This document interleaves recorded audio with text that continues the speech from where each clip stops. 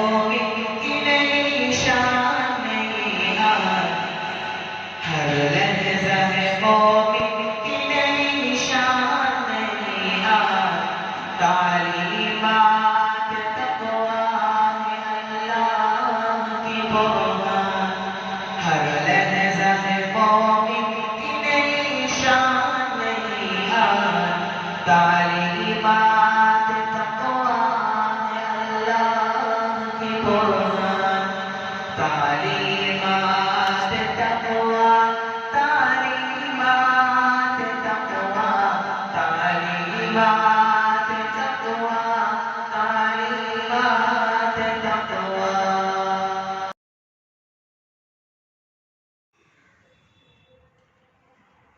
السلام علیکم ورحمۃ اللہ وبرکاتہ۔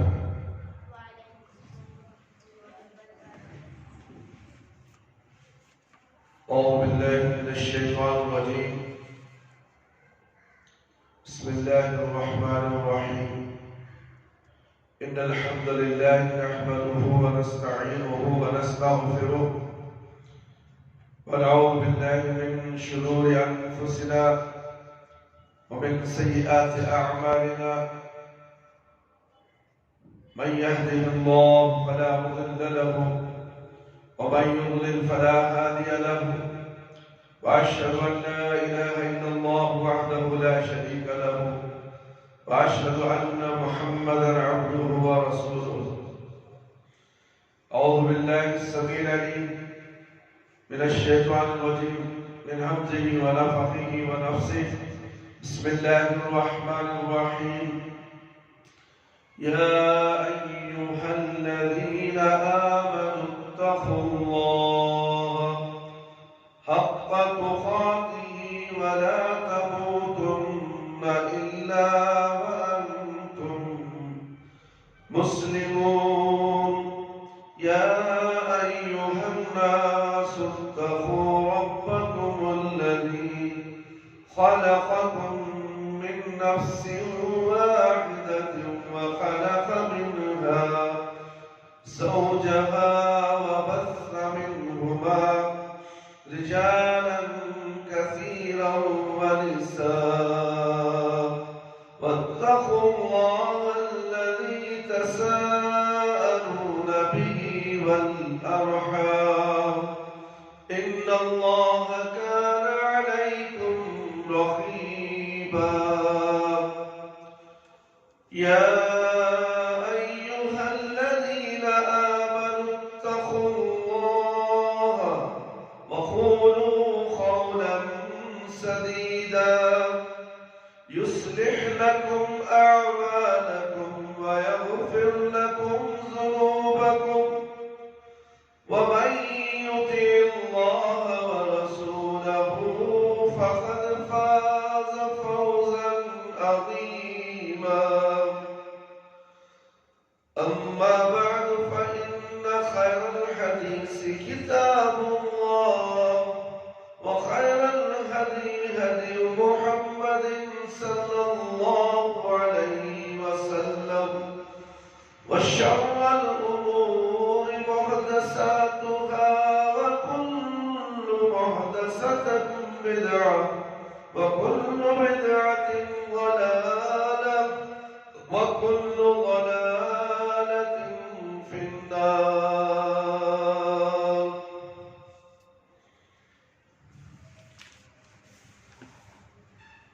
محترم دوستو، بزرگوں، ساتھیوں، پیاری ماں اور بہنوں، آج عید المومنین اور یوم الجمعہ ہے۔ آج خطبہ کا عنوان ہے دوسرے مذاہب میں عورتوں کا مقام اور اسلام میں اس کی حیثیت۔ عصر حاضر کے مسائل میں سے ایک اہم مسئلہ مرد عورت کی مساوات کا ہے۔ آج کے دور میں یہ نعرہ عام ہے کہ عورت کو ہر حیثیت سے مرد کے برابر ہونا چاہیے،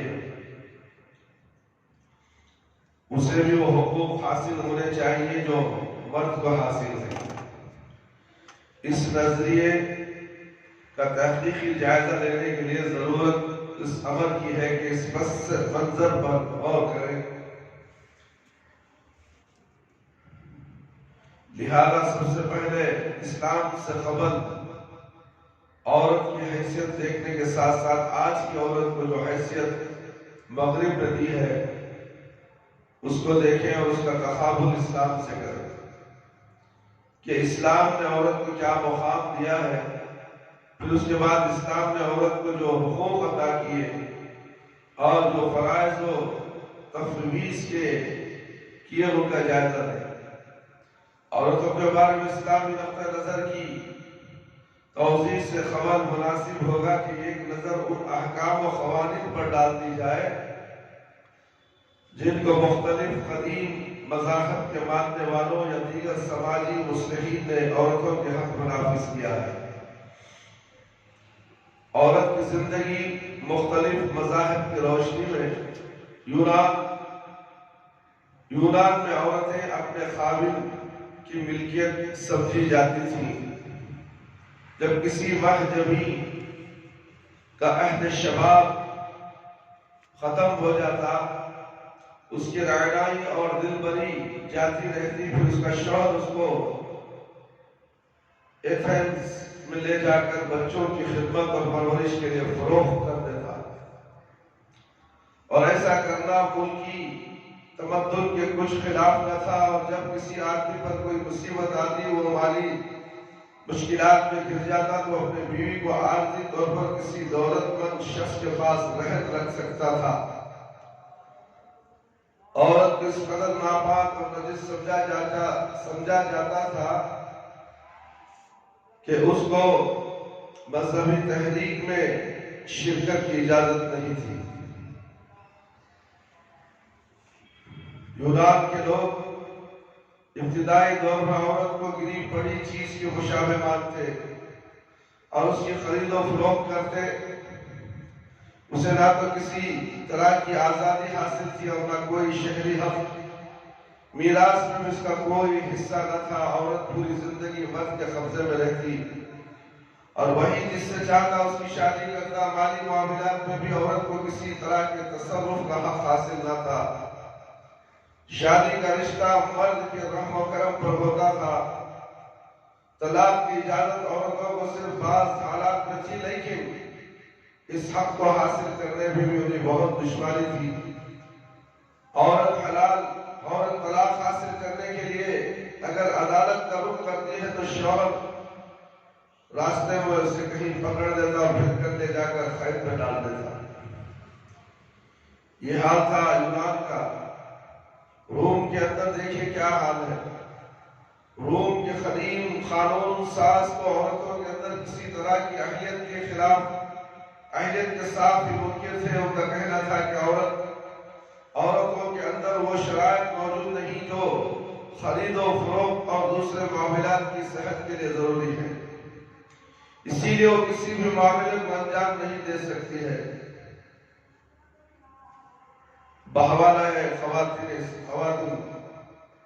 بحوالہ خاتون اسلام رومی جمہوریت کی تاریخ، ترقی اور زمانے عروج میں عورت شرافت اخلاق کا مرخہ تھی۔ پھر جب رومی عورت نے عزت و عصمت، شرافت و حیا کو بالائے طاق رکھ دیا، آزادی کا نعرہ بلند کیا اور کئی شوہر بدلنے کا رجحان بڑھا، خاندانی نظام متزلزل ہوا، تو رومی معاشرہ بھی زوال پذیر ہونا شروع ہو گیا۔ پھر وہ وقت آ گیا کہ بے حیائی کا طوفان امڈ آیا۔ روم میں فلورا نامی ایک کھیل مقبول ہوا جس میں برہنہ عورتوں کی دوڑ ہوا کرتی تھی۔ عورتوں اور مردوں کے سرعام غسل کرنے کا رواج تھا۔ بحوالہ سید ابو العلا مودودی پردہ اسلامی پبلشر۔ آئیے عیسائیت کا جائزہ لیں۔ عیسائی عورت کو گناہ کی ماں، بدی کی جڑ، مرد کے لیے مصیبت کا سرچشمہ اور جہنم کا دروازہ سمجھتے تھے۔ ان کے خیال میں تمام مصائب کا آغاز اسی سے ہوا تھا. ان کے قول کے مطابق عورت ہونا ہی اس کے شرمناک ہونے کے لیے کافی ہے. اسے اپنے حسن و جمال پر شرمانا چاہیے کیونکہ وہ شیطان کا سب سے بڑا ہتھیار ہے وغیرہ. ان کا دوسرا نظریہ یہ تھا کہ عورت وہ مرد کا صنفی تعلق ایک نجاست اور قابل اعتراض چیز ہے، خواہ وہ نکاح کی شکل میں ہی کیوں نہ ہو. مسیحی شریعت کے زیر اثر جتنے قوانین بنے ان سب کی خصوصیات یہ تھی. پہلا، معاشی لحاظ سے عورت بالکل بے بس اور مرد ہر چیز کا مالک تھا. دوسرا، طلاق اور خوراک کی بالکل اجازت نہ تھی. بعد میں اگر سے ترمیم کر کے زوجین میں تفریق کی اجازت دی گئی لیکن نکاح ثانی کی اجازت نہ تھی. اب دونوں کے لیے کوئی چارہ نہ تھا کہ بات یا تو راہب اور راہبہ بن جائے یا تمام عمر بدکاری کرے. عورت یا مرد کی وفات. تیسرا، عورت یا مرد کی وفات کی صورت میں دوسرے کا نکاح ثانی کرنا گناہ تھا. بحوالہ اسلام کا معاشرتی نظام. عیسائیوں کا عورت کے بارے میں یہ خیال بھی ہے کہ وہ نجات کی مستحق نہیں، لیکن مریم علیہ السلام وہ لوگ نجات کا مستحق سمجھتے ہیں. یورپ کے حکماء کا قول تھا عورت یہ خوشنما درخت ہے جو ظاہر اچھا لگتا ہے لیکن اس کا پھل نہایت کڑوا ہے. عورت فتنہ فساد کی جڑ ہے، امن کے دشمن اور بچھو ہے جو ہر وقت نیش زنی کرتا رہتا ہے. ہم سانپ سے محبت کر سکتے ہیں لیکن عورت سے محبت کرنا گوارا نہیں کرتے. محمد صادق سیال کوٹی مرات النساء بحوالہ. آئیے ہم ہندوستان کے مذاہب کا جائزہ لیتے ہیں. ہندوستانی قانون میں عورتوں کو لونڈیوں کی حیثیت حاصل تھی. مرد کے ساتھ وہ احترام سے بات کرتی تھی، ان کے لیے مرد کے ساتھ دسترخوان پر کھانا کھانا معیوب تھا. مرد کا نام وہ اپنی زبان پر نہیں لا سکتی تھی. جو مرد اپنی بیوی کے ساتھ گھریلو معاملات میں بات چیت کرتا تھا اسے حقیر سمجھا جاتا تھا. بحوالہ خاتون اسلام، عورت کو خلا اور وارث وراثت کا کوئی حق نہ تھا. اس کے رشتہ دار جائیداد دے سکتے تھے لیکن اسے کوئی حصہ نہ ملتا تھا. اسے مذہبی تعلیم سے بھی محروم رکھا جاتا تھا. پھر سطح میں رسم ستی خود اس بات کا ثبوت ہے کہ ہندو مت میں عورت کی کوئی حیثیت نہیں تھی. بحوالہ اسلام کا معاشرتی نظام. جین مت میں ہے کہ عورت جب تک عورت نجات نہیں پا سکتی البتہ اس کی روح بطور تناسب کسی اور جسم میں داخل ہو جائے تو نجات پا سکتی ہے. بحوالہ خاتون اسلام. ایران کا جائزہ لے. ایران میں عورت مخیت لونڈی کا درجہ رکھتی تھی اور اس کی ذات میں کوئی اخلاقی قدر نظر نہ آتی تھی کہ حتیٰ کہ ماں بیوی بیٹی کی تمیز بھی اڑ گئی تھی. معاشرے میں اس کا کوئی مقام نہ تھا. عام ساز و سامان کی طرح اس کی خرید و فروخت ہوتی تھی اور اس خرید و فروخت کو قانونی حیثیت بھی حاصل تھی. بحوالہ اسلامی معاشرتی نظام. چین میں عورت والد کے ترکے سے مکمل طور پر محروم رکھی جاتی تھی. شادی کے وقت ماں باپ جو کچھ لڑکی کو دے دیتے ہیں اس کے علاوہ اس کی طرف سے اور کچھ نہ ملتا تھا. اسی طرح غلطی کے ارتکاب پر سزا دینے کا حق مردوں کو حاصل تھا اور وہ اس بارے میں بے حد سخت رویہ اختیار کرتے تھے. بحوالہ خاتون اسلام. مصر میں یونانیوں کے تسلط کے بعد عورت کو مالیاتی حقوق سے بھی محروم کر دیا گیا. صرف بعض حالات میں شوہر کی اجازت سے وہ مالیاتی تصور کی اہل سمجھی جاتی تھی. شاہی خاندان میں جب کوئی فرد موجود نہ ہوتا تھا تو اس وقت عورت کو حکومت کے تخت 2 رکعت نماز پڑھ کر حکومت کے تخت پر بٹھا دیا جاتا.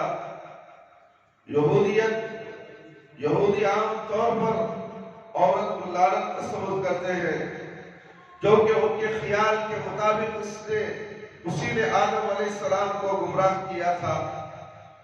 تورات میں مذکور ہے کہ اللہ کے نزدیک جو شخص نیک ہے وہ عورت سے محفوظ رہے گا۔ 1000 میں ایک مرد اچھے اوصاف سے متصف کو مل سکتا ہے، لیکن عورت ایک بھی نہیں مل سکتی۔ بحوالہ خاتون اسلام، عرب کی سرزمین کا حال، عرب قوم کے لوگ لڑکیوں کی ولادت کو باعث ننگ و عار سمجھتے تھے، اور بعض قبیلوں کے لوگ تو اسے زندہ دفن کر دیتے تھے۔ اس عمل کے پیچھے عار یا افلاس سے بچنے کا جذبہ کار فرما ہوتا تھا۔ لڑکیوں کی پیدائش پر عربوں کے تاثر کا تذکرہ قرآن کریم نے بڑے بلیغ انداز میں کیا ہے۔ ارشاد گرامی ہے،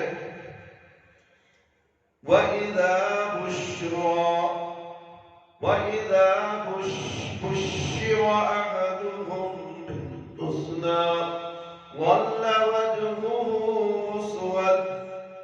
مُسْوَدًا وَهُوَ كَظِيمٌ يَتَوَارَىٰ مِنَ الْقَوْمِ مِنْ سُوءِ مَا يُبَشِّرُ بِهِ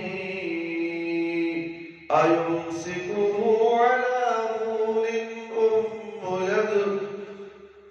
يَدُسُّهُ فِي التُّرَابِ أَنْ أَسَاءَ مَا يَحْكُمُونَ۔ سورہ نحل آیت نمبر 58 59۔ اور جب ان میں سے کسی کو بیٹی پیدا ہونے کی خبر دی جاتی تو اس کے چہرے پر سیاہی چھا جاتی اور بس خون کا سا گھوٹ پی کر رہ جاتا۔ بیٹی پیدا ہونے کی بری خبر کی وجہ سے لوگوں سے چھپتا پھرتا، سوچتا ہے کیا اس کو ذلت کے ساتھ رہنے دے یا مٹی میں دبا دے۔ دیکھو کیسے برے حکم ہیں جو یہ اللہ کے بارے میں لگاتے ہیں۔ جدید یورپ 18ویں صدی عیسوی میں یورپ کے فلسفہ اور اہل علم جب سوسائٹی کے خلاف فرد کے حقوق کی حمایت میں آواز اٹھائی اور شخصی آزادی کا نعرہ بلند کیا تو ان کے سامنے وہی غلط نظام تمدن تھا جو مسیحی نظام اور اخلاق و فلسفہ زندگی اور جاگیرداری سسٹم کے منحوس اتحاد سے پیدا ہوا تھا۔ جدید یورپی نظریات کے نتیجے میں انقلاب فرانس رونما ہوا۔ اس کے بعد مغربی تہذیب میں تمدن ترقی کرتے کرتے آج کی منزل تک پہنچا۔ یورپ میں جو معاشرتی تغیر رونما ہوا وہ جاگیردارانہ معاشرت سے صنعتی معاشرے پر مبنی تھا۔ دونوں معاشروں کے تقاضے مختلف تھے۔ صنعتی معاشرت نے عورت کی شخصیت کو اجتماعی سرگرمیوں میں جذب کر لیا۔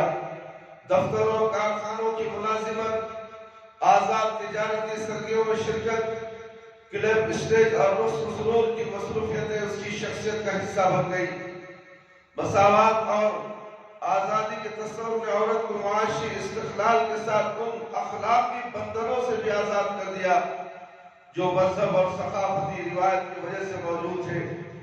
نکاح آہستہ آہستہ غیر متعلق ہونے لگا، آزادانہ جنسی تعلقات قابل قبول ہونے لگے اور اسقاط حمل اور ہم جنس پرستی فروغ پانے لگی۔ مردوں عورتوں کے آزادانہ اختلاط نے عریانی اور فحاشی کو پروان چڑھایا۔ سلفوں نے ایک دوسرے کے لیے جاذب نظر ہونے کے لیے بڑھ چڑھ کر کوشش شروع کی۔ لباس کے نئے فیشن، بناؤ شکار کا سامان آتش شہوت کو بھڑکانے کا ذریعہ بنا۔ فیشن انڈسٹری اور بناؤ شکار کا سامان بنانے والی کمپنیاں مغرب کی معاشرتی زندگی پر مکمل طور پر حاوی ہو گئی اور مغرب کی عورت اب اس تشہیری مہم کی باتی ہے۔ بدقسمتی سے مسلمان معاشرے بھی اس اخلاقی انحراف اور شیطانی مہم کا شکار ہو چکے ہیں۔ اس کے نتیجے میں عورت کو اس کے معاشی اور معاشرتی اخلاقی حقوق جو قدیم مسیحی تمدن نے چھین لیے تھے وہ اس کو مل گئے، لیکن جن نظریات کے بطن سے یہ تحریک اٹھی تھی ان میں ابتدائی سے افراد کا میلان تھا۔ 19ویں صدی میں اس میلان نے بڑی تیزی کے ساتھ ترقی اور 20ویں صدی تک پہنچتے مغربی معاشرت بے اعتدالی کی انتہا پر پہنچ گئی۔ میرے بھائیوں، میرے دوستوں، بزرگوں، ساتھیوں اور خواتین اسلام، آئیے اسلام میں عورت کی کیا حیثیت ہے اس کا بغور جائزہ لیں۔ اسلام میں مرد عورت میں بحیثیت انسان کو کوئی فرق نہیں ہے، دونوں کا درجہ اور فضیلت یکساں ہے۔ دینی معاملات میں دونوں اللہ کے آگے یکساں ذمہ دار اور جوابدار ہیں۔ البتہ تہذیب و تمدن کو فروغ دینے کے لیے دونوں کو ان کی فطرت، جسم اور صلاحیت کے مطابق الگ الگ ذمہ داریاں دی گئی ہیں۔ انہی ذمہ داریوں کے لحاظ سے ان کے دائرہ کار مقرر کیے گئے ہیں۔ اسی دائرہ کار کے مطابق ان کے حقوق و فرائض کا تعین کیا گیا ہے۔ انسانی حیثیت قرآن کریم کے حکم کے مطابق مرد عورت دونوں کی جنس ایک ہے اور دونوں کے مجموعے سے انسان کی تکمیل ہوتی ہے۔ اللہ رب العالمین فرماتے ہیں یا ایھا الناس اتقوا ربکم الذی خلقکم من نفس واحدۃ وخلق منها زوجها وبث منهما رجالا كثيرا ونساء۔ سورہ نساء آیت نمبر 1۔ اے لوگوں اپنے نفس سے ڈرتے رہو جس نے تمہیں ایک جان یعنی آدم علیہ السلام سے پیدا کیا، پھر اس کا جوڑا یعنی بیوی پیدا کیا اور پھر ان دونوں سے بہت سے مرد عورت پیدا کیے۔ ایک اور روایت میں اللہ رب العالمین فرماتے ہیں یا ایھا الناس انا خلقناکم من ذکر او انثى وجعلناکم شعوبا وقبائل لتعارفوا۔ سورۃ الحجرات آیت نمبر 13۔ اے لوگوں، ہم نے تم کو ایک مرد اور ایک عورت سے پیدا کیا ہے اور ہم نے تم سب لوگوں کو مختلف قومیں اور قبائل اس لیے بنایا ہے کہ تم ایک دوسرے کو پہچان لیا کرو۔ ان آیات میں اس چیز کو بیان کیا گیا ہے کہ مرد عورت کا اللہ ایک ہے۔ ایسا نہیں کہ مرد کا اللہ بڑا رحیم ہے، عورت کا ظالم۔ انسانی اعتبار سے مرد عورت کے درمیان تفریق نہیں کی جا سکتی۔ حقوق و فرائض کی ذمہ داری مرد عورت دونوں پر ہے۔ جس طرح مرد حقوق کا مالک بنتا ہے اسی طرح اس کے فرائض بھی ہیں، اور جس طرح عورت پر فرائض کا بوجھ ڈالا جاتا ہے اسی طرح اس کے حقوق بھی ہیں۔ مذہبی حیثیت کیا ہے؟ اسلام میں مرد عورت دونوں میں عمل اور جزا کے میدان میں کوئی امتیاز نہیں۔ اللہ رب العالمین فرماتے ہیں من عمل صالحا من ذکر انثى وهو مؤمن فلنحيينه حياة طيبة ولنجزينهم أجرهم بأحسن ما كانوا يعملون۔ سورہ نحل آیت نمبر 7۔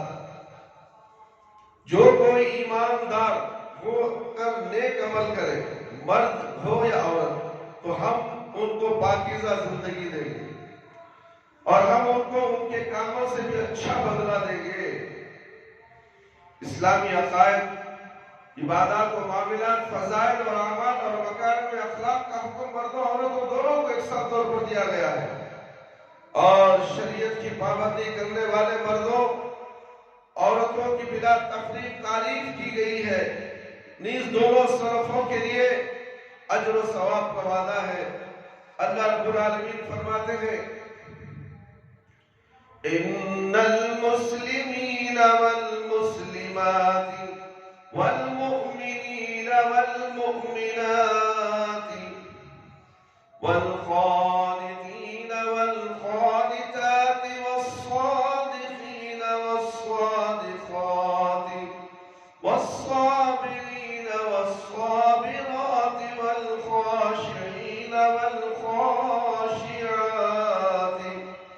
والمتصدقين والمتصدقات والصائمين والصائمات والحافظين فروجهم والحافظات والذاكرين الله كثيرا والذاكرات أعد الله لهم مغفرة وأجرا عظيما. سورہ احزاب آیت نمبر 35. مسلمان مرد اور عورتوں ایماندار مردوں، عورتوں فرمانبردار مردوں، عورتوں راست گو مردوں، عورتوں صابر مردوں، عورتوں اللہ سے ڈرنے والے مردوں،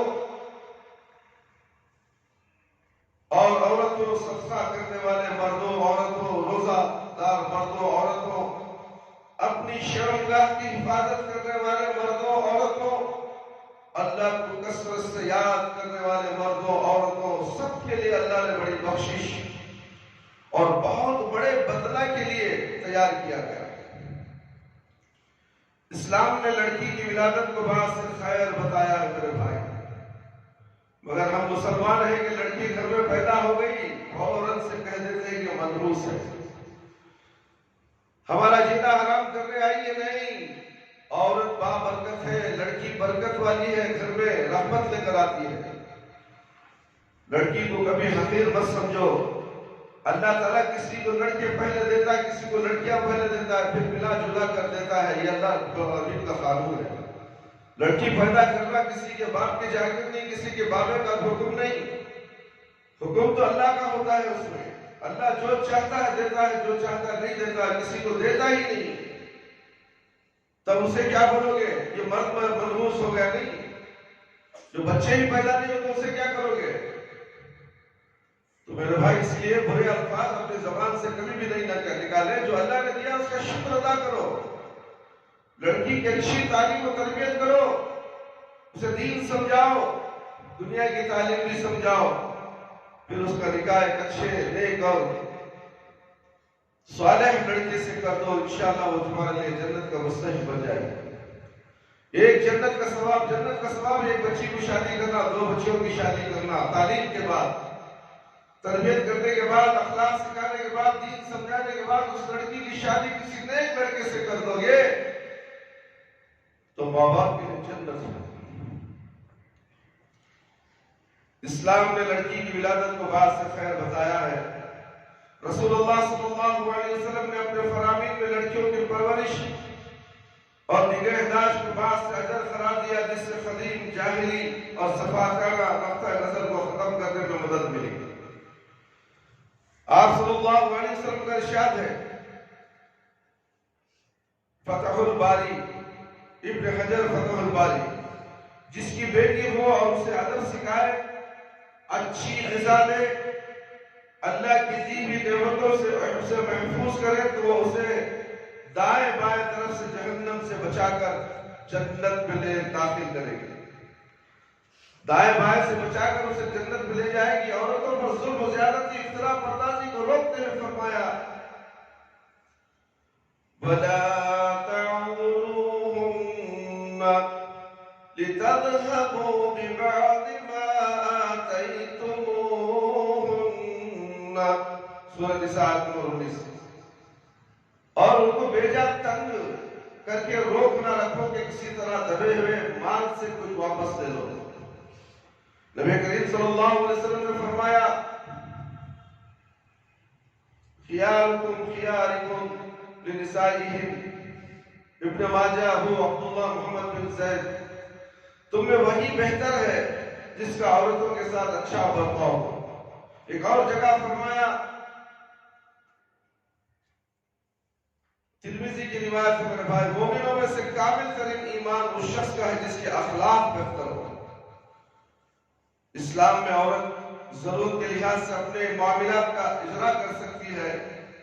والدین اور شوہر سے علیحدہ شہری حیثیت اور ذاتی ملکیت مسلم ہے، اور اس سے دائرے میں ہر طرح کے تصرف کا حق حاصل ہے کہ عورت اسلام کے حدود میں تجارت، دستکاری، مزدوری وغیرہ کے ذریعے دولت کمائے اور اسے اپنی ملکیت میں محفوظ اسی طرح میراث کے مال کی بھی وہ مالک ہے اور اس کی مرضی کے بغیر کسی کو اس میں تصرف کا حق حاصل نہیں ہے۔ مہر میں عورت کو جو مال دیا جاتا ہے اسے واپس لینے سے روکا گیا ہے۔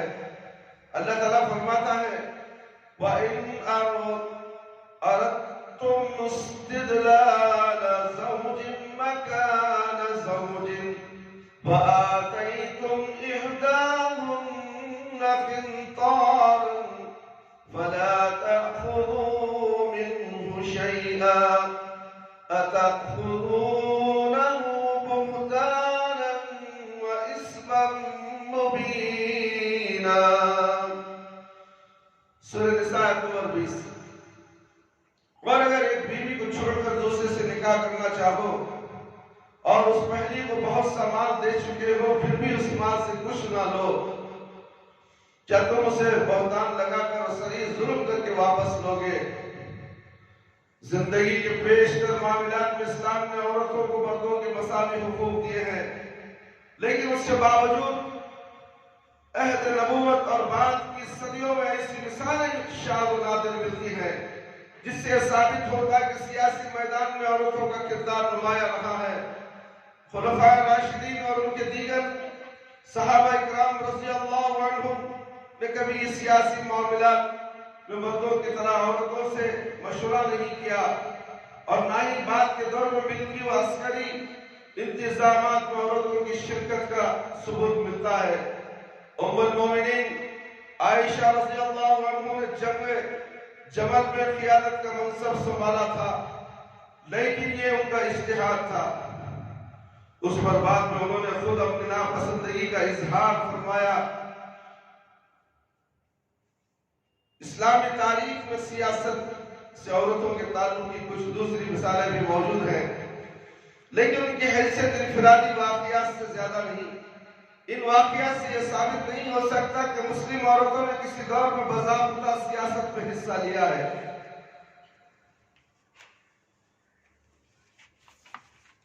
اسلام میں عورت کے حقوق، اسلام مرد عورت کو مساوی حقوق دیتا ہے، لیکن یہ حقوق مساوی ہے، یکساں نہیں ہے۔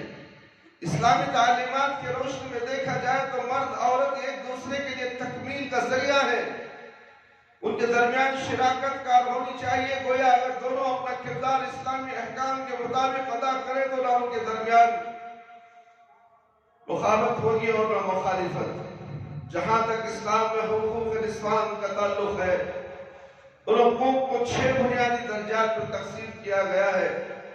پہلا مذہبی اور روحانی حقوق، دوسرا معاشی حقوق، تیسرا معاشرتی حقوق، چوتھا تعلیمی حقوق، پانچواں قانونی حقوق، چھٹا سیاسی حقوق۔ مذہبی اور روحانی حقوق، اسلام نے عورت کو بہت سے حقوق دیے ہیں۔ سب سے پہلے ہم عورت کے مذہبی اور روحانی حقوق کا جائزہ لیں گے۔ دینی حیثیت سے اسلام نے عورت کو مرد کے برابر مقام دیا ہے۔ مغربی دنیا میں اسلام کے حوالے سے جو غلط فہمیاں ہیں ان میں سے ایک یہ ہے کہ اسلام میں جنت کا تصور مرد کے لیے ہے، عورت کے لیے نہیں۔ مغربی لوگ یہ سمجھتے ہیں کہ اسلام میں جنت صرف مردوں کے لیے مخصوص ہے، عورت جنت میں نہ جا سکے گی۔ یہ صریح غلط فہمی ہے۔ اللہ رب العالمین فرماتے ہیں فَاسْتَجَابَ لَهُمْ رَبُّهُمْ أَنِّي لَا أُضِيعُ عَمَلَ عَامِلٍ مِّنكُم مِّن ذَكَرٍ أَوْ أُنثَىٰ بَعْضُكُم مِّن بَعْضٍ فَالَّذِينَ هَاجَرُوا وَأُخْرِجُوا مِن دِيَارِهِمْ وَأُوذُوا فِي سَبِيلِي وَقَاتَلُوا وَقُتِلُوا لَأُكَفِّرَنَّ عَنْهُمْ سَيِّئَاتِهِمْ وَلَأُدْخِلَنَّهُمْ جَنَّاتٍ تَجْرِي مِن تَحْتِهَا الْأَنْهَارُ ثَوَابًا مِّنْ عِندِ اللَّهِ وَاللَّهُ عِندَهُ حُسْنُ الثَّوَابِ۔ سورۃ العمران آیت نمبر 195۔ جواب میں ان کے رب نے فرمایا میں تم میں سے کسی کا عمل ضائع نہیں کرنے والا، خواہ مرد ہو یا عورت، تم سب ایک دوسرے کے ہم جنس ہو۔ لہذا جن لوگوں نے میری خاطر اپنے وطن چھوڑے اور جو میری راہ میں اپنے گھروں سے نکالے گئے، ستائے گئے اور میرے لیے لڑے اور مارے گئے، ان کے سب قصور میں معاف کر دوں گا اور انہیں ایسے باغوں میں داخل کروں گا جن کے نیچے نہریں بہتی ہیں۔ یہ ان کی جزا ہے۔ اللہ کے ہاں اور بہترین جزا اللہ ہی کے پاس ہے۔ اسلام میں مرد عورت کے درمیان نہ تو اخلاقی، مذہبی اور روحانی ذمہ داریوں کے حوالے سے کوئی تفریق روا رکھتا ہے، اور نہ ہی فرائض و واجبات کے لحاظ سے کوئی تفریق رکھتا ہے۔ نماز پڑھنا، روزہ رکھنا، زکوٰۃ دینا جس طرح مرد پر فرض ہے اسی طرح عورت پر بھی لازم ہے۔ کچھ مذہبی صحائف میں زوال ایام آدم یا جنت سے آدم علیہ السلام کے زمین پر آنے کا سبب عورت کو قرار دیا گیا ہے۔ مثال کے طور پر انجیل مقدس میں آدم علیہ السلام کے بعد جنت سے اخراج کا باعث عورت کو قرار دیا گیا، لیکن اسلام کا نقطہ نظر اس حوالے سے قطعاً مختلف ہے۔ قرآن کریم میں جہاں بھی واقعے کا ذکر ہے، ان تمام مقامات پر آدم و حوا علیہ السلام کا طرز عمل یکساں ہی بتایا گیا ہے۔ دونوں سے غلطی ہوئی، دونوں کو اپنی غلطی پر ندامت ہوئی، دونوں معافی کے طلبگار ہوئے۔ اللہ تعالیٰ نے ان دونوں کی توبہ قبول فرمائی۔ حوا علیہ السلام آدم علیہ السلام کے دل میں وسوسہ ڈالنے کے الزام سے بری ہیں۔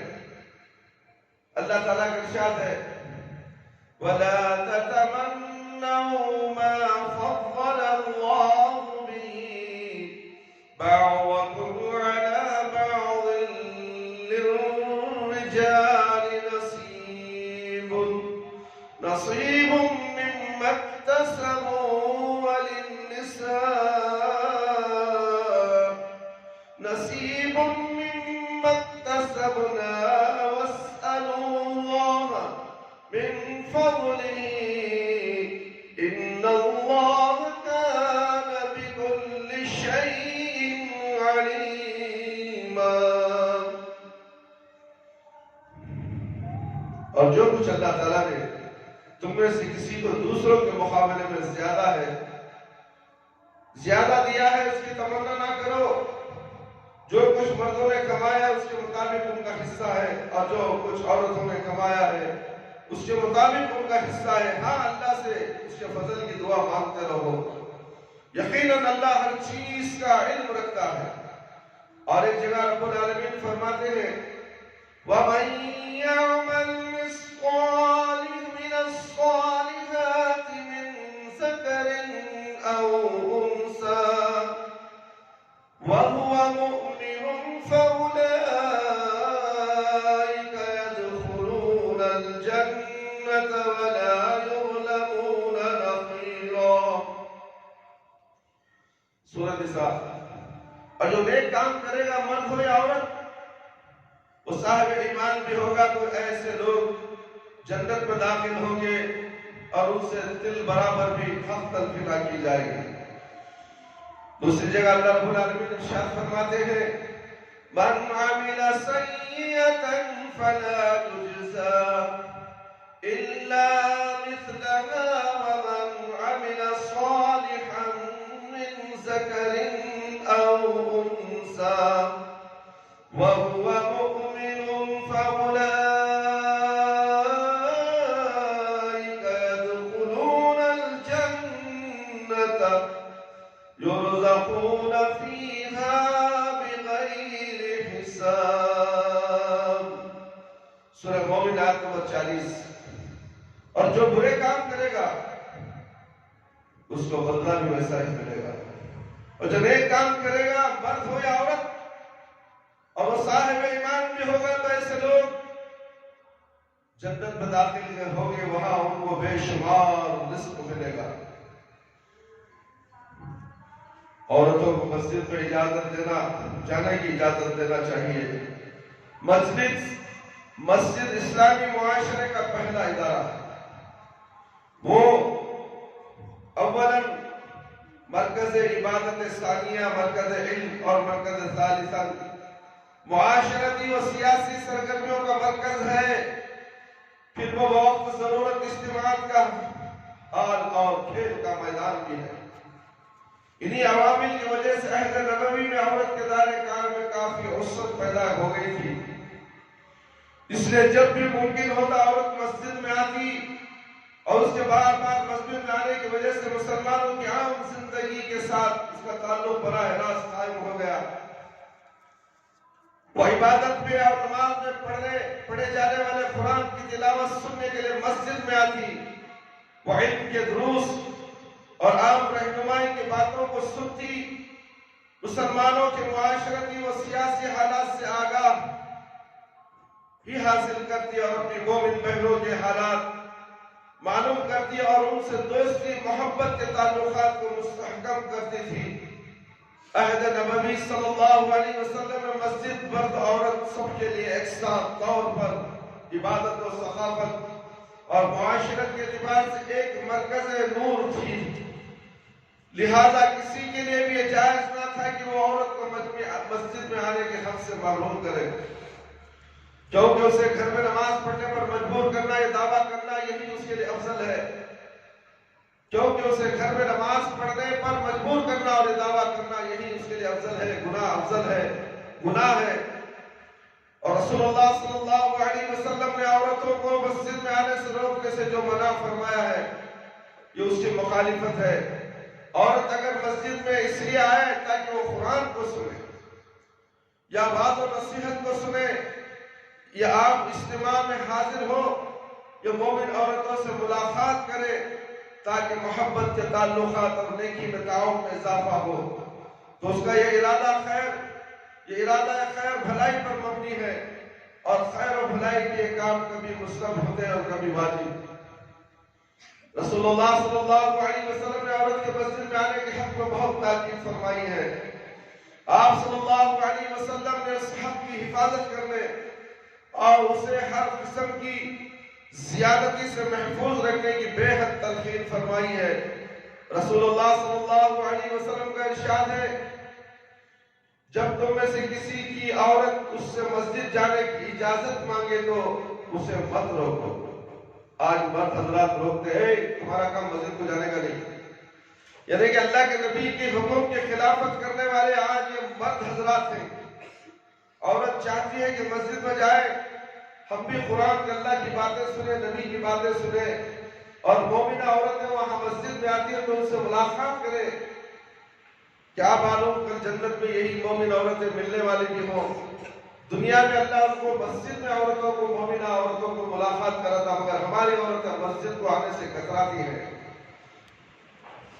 بازار میں گھوم سکتی ہے، تھیٹروں کو جا سکتی ہے، پارکوں کو جا سکتی ہے، میلوں میں جا سکتی ہے، غیر مرد کے ہاتھوں سے بگڑیاں پہن سکتی ہے، چولی اور بڑوس خرید سکتی ہے، نہ جانے کیا کیا خریدتی ہے، خوشبو کی پوری چیزیں مردوں سے خریدتی ہے۔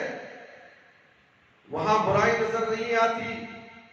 جب اللہ کے نبی صلی اللہ علیہ وسلم کہتے ہیں کہ عورت جب مسجد کو جانے کے لیے اجازت مانگے تو روکو مت،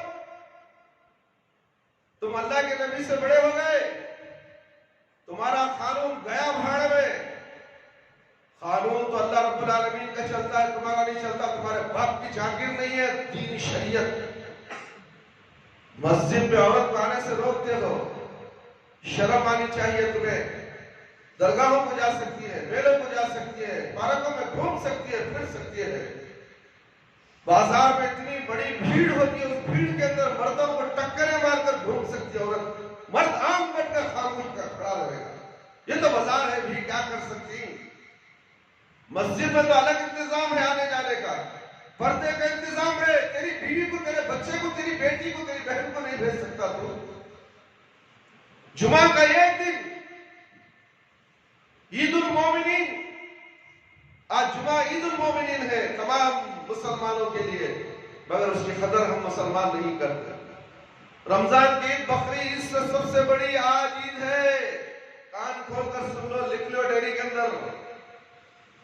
منمانی کرتے ہو دین کے ساتھ کھلواڑ کرتے ہو، تم جمعہ کا مذاق اڑاتے ہو، بلکہ جمعہ کا دن تو چھٹی لینے کا حکم ہے اور اذان سے پہلے مسجد میں داخل ہونے کا وقت ہے، مگر لوگ سب مسجدوں میں نماز ہو گئی تو اس مسجد کو دوڑ کر بھاگ آتے 2 رکعت نماز پڑھنے کے لیے۔ جمعہ کا خطبہ ان کی کوئی اہمیت نہیں ہے، اللہ کو ان کی اہمیت نہیں ہے۔ جو خطبہ نہیں سننا چاہتا اسے اللہ کی ضرورت نہیں، اسے اللہ اس کو ضرورت محسوس نہیں کرتا، اسے حقیر سمجھتا، اسے ذلیل سمجھتا ہے، اسے ہر دنیا میں رسوا کرے گا۔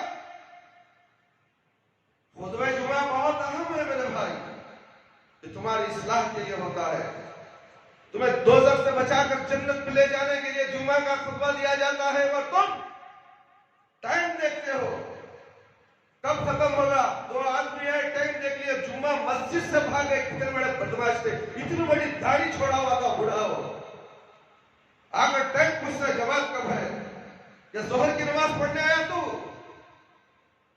ظہر کی نماز کے لیے آیا تھا تو، یہ جمعہ تھا،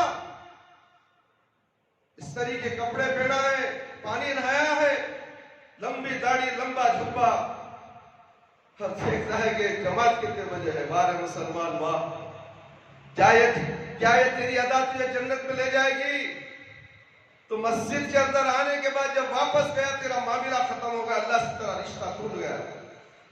مسجد میں داخل ہوتے ہو، دیکھتے ہو ابھی ٹائم ہے بہت، کیا کرنا، مجھے کائے کی جانا ہے، دنیا گئی بھاڑ میں، دنیا کے ساز و سامان گئے بھاڑ میں۔ جمعہ کی 2 رکعت، جمعہ کا خطبہ 2 رکعت بہت بڑی اہمیت کے حامل ہے میرے بھائی، اور جمعہ چھوڑنا چاہتے ہو، جن جمعہ تم چھوڑ دیا تو تمہارے سینے کے اندر، تمہارے دل کے اندر کالا دھبا بڑھ جائے گا، اور دھبا بڑھتے بڑھتے چوڑا ہو جائے گا، پورے دل کو خمسہ کر لے گا، کالا والا دل ہو جائے گا۔ اس کے بعد تمہیں کبھی توفیق نہیں ہوگی نماز پڑھنے کی، کبھی دین حاصل کرنے کی توفیق نہیں ہوگی۔ جمعہ کو کاروبار بند کرو، مسلمان اگر ہو تو بند کرو، اگر نہیں ہو تو تمہاری مرضی۔ جمعہ کی اہمیت مسلمان کے لیے نہیں ہے، کافر کو اپنے وقت میں بند کر لیتا ہے۔ کل اماوس کی جگہ پورے کافر لوگ دکانہ بند کر دیے تھے، تم بند کرتے ہو؟ نماز کے لیے تم بند کرتے ہو؟ وہ ان کی عبادت تھی، منحوس وقت تھا، انہوں نے کل سے ہی پورا دکان بند کر دیا، کاروبار 10 پیسے نہیں کماتے، تم پیسے کے محتاج اور بھکاری کی طرح دکان میں ہاتھ پھیسا کر بیٹھ رہے ہو۔ حیا علی الصلاۃ کی آواز آتی ہے مگر بھیک مانگنے بیٹھے رہتے ہیں دکان میں، مگر حیا علی الصلاۃ، حیا علی الفلاح، آؤ نماز کی طرف آؤ، کامیابی کی طرف، کامیابی دکان میں دیکھتے ہو، کامیابی بازار میں دیکھتے ہو، پھر کہتے ہو کہ ہم مسلمان ہیں۔ کیسے مسلمان ہیں میرے بھائی میرے دوست؟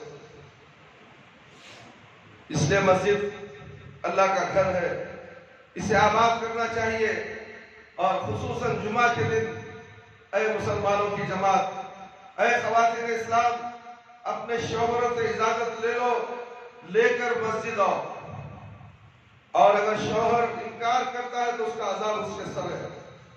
اگر بیوی بہن کو، بیٹی کو مسجد کو جانے سے اگر شوہر روکتا ہے تو اس کے اوپر عذاب ہے، چاہے وہ عذاب دنیا میں ملے اور آخرت میں بھی ملے، ایسا مت بیٹھو بھائی، چاہے دنیا میں عذاب ملے یا آخرت میں ملے، ملے گا ضرور، جب تک کہ وہ توبہ نہ کرے۔ ہر چیز توبہ کے بعد معاف کر دی جاتی ہے، مگر وہ کرنے والا توبہ نہیں کرتا، اپنے آپ کو میں اچھا کام کریا، میں اچھا کر لوں سو یہ سمجھتا ہے۔ ہمارا علماء بولتے ہیں مسجد کو عورت نہیں جانا، علماء کون ہوتے ہیں؟ قرآن اور حدیث کا علم دینے والا وہ عالم ہوتا ہے، وہ علماء ہوتے ہیں۔ اگر اس سے ہٹ کر کوئی بات بتا تو وہ عالم نہیں، وہ علماء نہیں۔ سب سے بڑا علماء کرام پیارے نبی صلی اللہ علیہ وسلم، ساری کائنات کے امام پیارے نبی صلی اللہ علیہ وسلم نے اس کے آڑ میں کوئی بیچ میں ٹانگ آیا، اس کی ٹانگ کاٹ دی۔ ایسے ٹانگ کی ضرورت نہیں، ایسے ہاتھ کی ضرورت نہیں، ایسے گردن کی ضرورت نہیں جو نبی صلی اللہ علیہ وسلم کے آگے پیچھے ٹانگیں اڑاتا ہے، یہ سب سے بڑا بدماش ہوگا۔ اس لیے اللہ رب العالمین سے ڈرو۔ رسول اللہ صلی اللہ علیہ وسلم نے عورت کے مسجد میں آنے کے حق میں بہت تاکید فرمائی ہے۔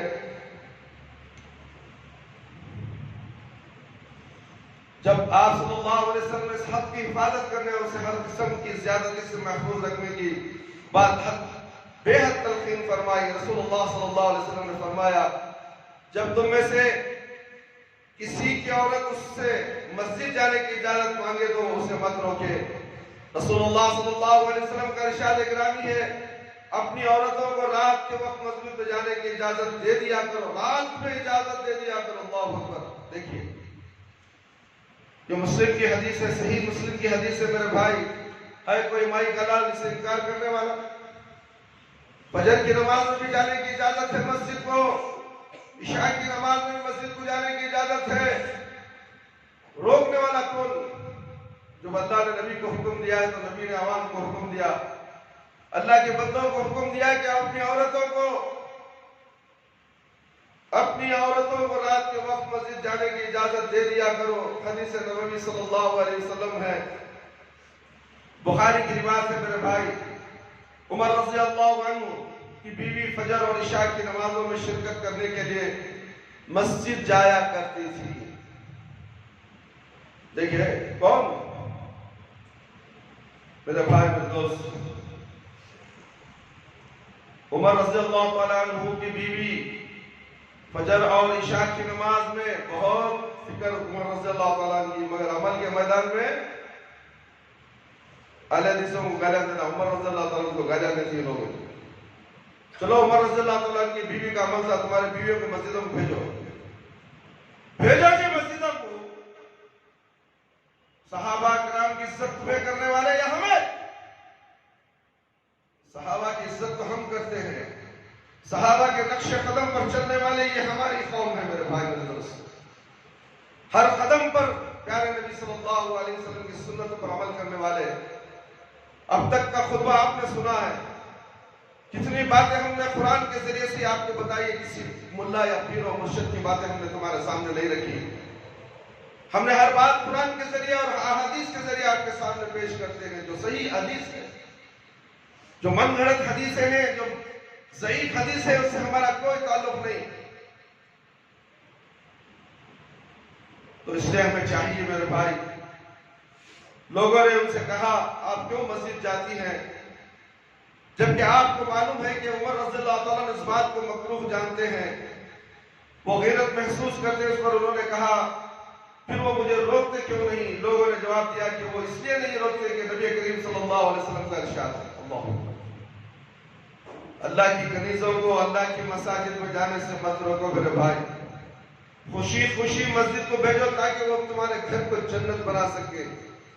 شوہر اگر جاہل ہے، بے نمازی ہے، تو مسجد میں عورت آئے گی، بیان سنے گی، اپنے شوہر کو نمازی بنا دے گی، گھر کو جنت نما گھر بنا دے گی، اپنے بچوں کی تربیت، تعلیم اور تربیت قرآن و حدیث کے مطابق کرے گی، گھر جنت نما گھر بن جائے گا۔ مگر تم ہو کہ مسجد کو عورتوں کو جانے سے روکتے ہو، پھر بھی کہتے ہیں کہ ہم پیارے نبی صلی اللہ علیہ وسلم کی سنت کے مطابق زندگی گزارتے ہیں۔ کہاں سے گزارتے ہیں میرے بھائی؟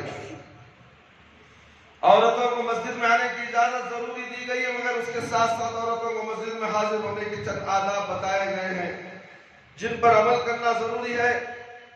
دیکھیے میرے بھائی، مسلم کی روایت ہے، جب تم میں سے کوئی عورت مسجد میں آئے تو وہ خوشبو استعمال نہ کرے۔ دیکھیے اب طریقہ بتایا جا رہا ہے، خوشبو نہ استعمال کرے۔ عورتوں کی بہترین صف آخری ہے۔ رسول اللہ صلی اللہ علیہ وسلم کا ارشاد گرامی ہے، صحیح مسلم کی روایت ہے، مردوں کی بہترین صف پہلی اور بدترین صف آخری ہے، عورتوں کی بہترین صف آخری اور بدترین صف پہلی ہے۔ عورتیں اپنے سر سجدے سے دیر سے اٹھائیں گی، یہ قانون ہے نماز کا، مردوں کے ساتھ نماز جب عورتیں پڑھتی ہیں۔ صحیح مسلم کی روایت ہے، سہل بن سعد رضی اللہ عنہ سے روایت ہے کہ لوگ نبی کریم صلی اللہ علیہ وسلم کے ساتھ نماز ادا کرتے تو چادروں کے چھوٹے ہونے کی وجہ سے انہیں اپنی گردنوں کے ساتھ باندھ دیتے تھے۔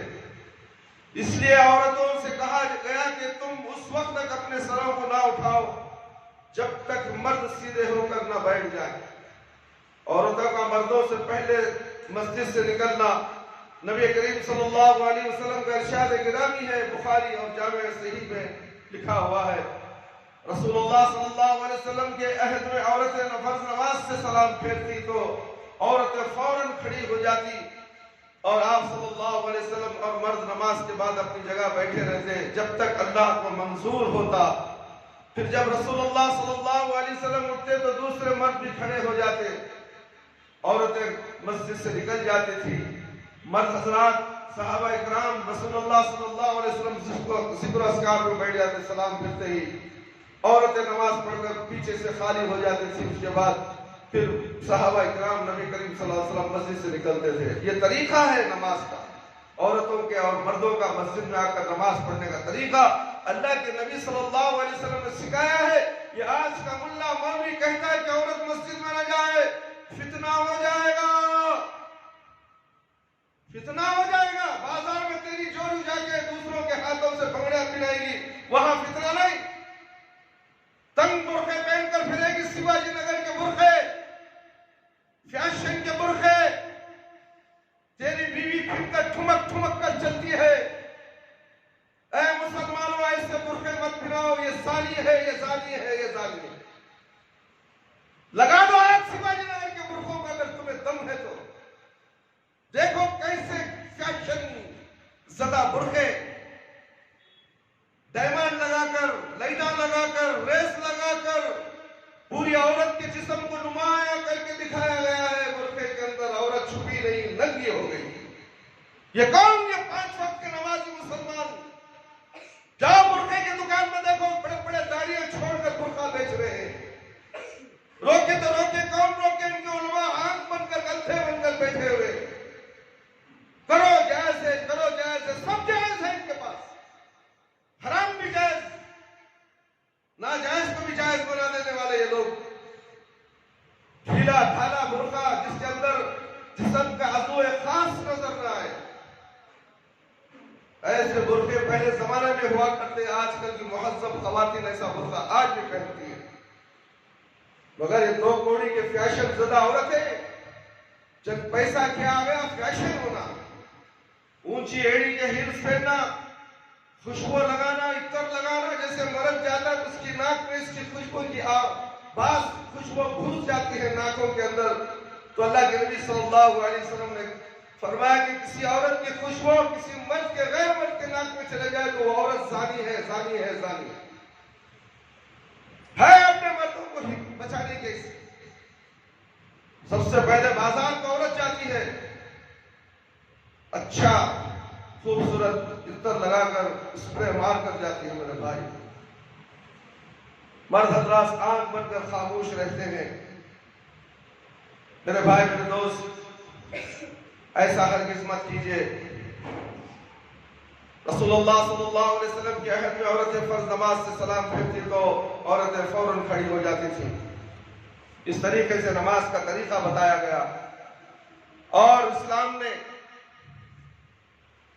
1500 سال پہلے عورت کو معاشی حقوق دیے.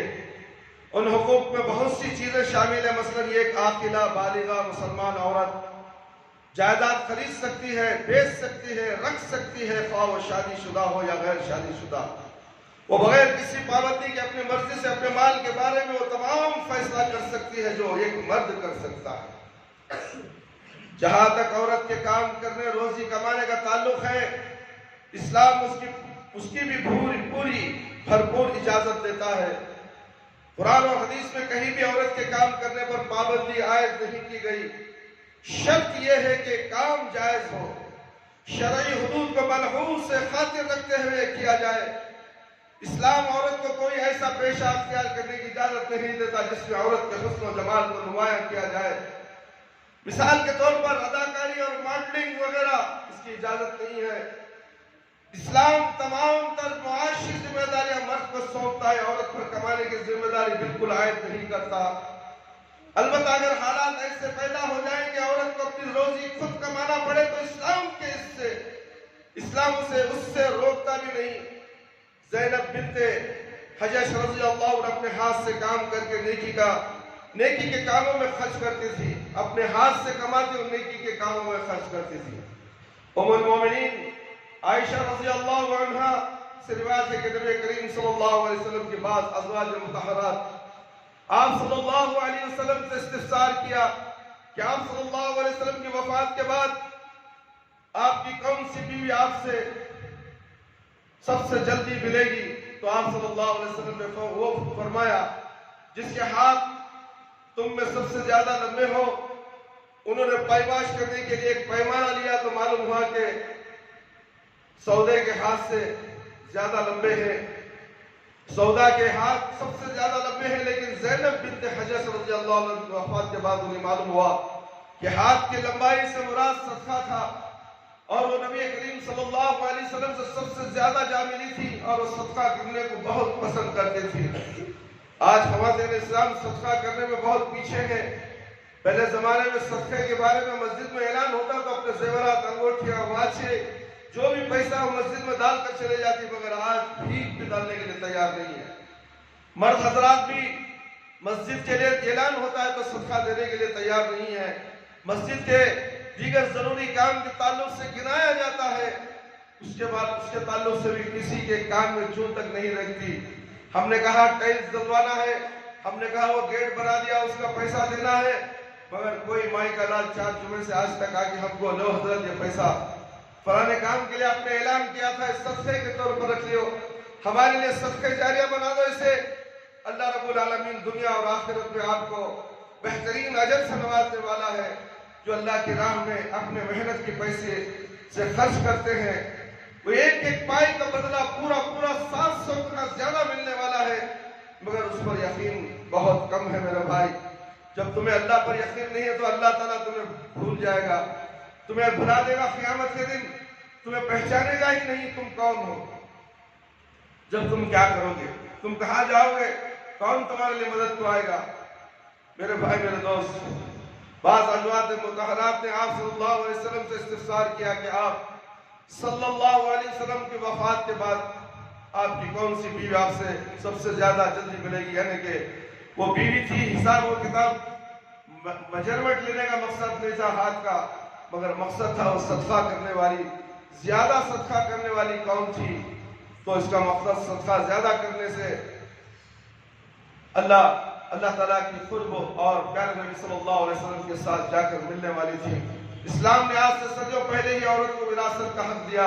قرآن مجید میں سورۃ البقرہ، سورۃ النساء، سورہ مائدہ میں واضح طور پر بیان کیا کہ عورت بیوی کی حیثیت سے، ماں کی حیثیت سے، بہن اور بیٹی کی حیثیت سے وراثت میں حصہ دار ہے۔ للرجال نصیب مما ترک الوالدان والاقربون وللنساء نصیب مما ترک الوالدان والأقربون مما خل منه أو كثر نصيبا مفروضا۔ سورہ نساء نمبر 7۔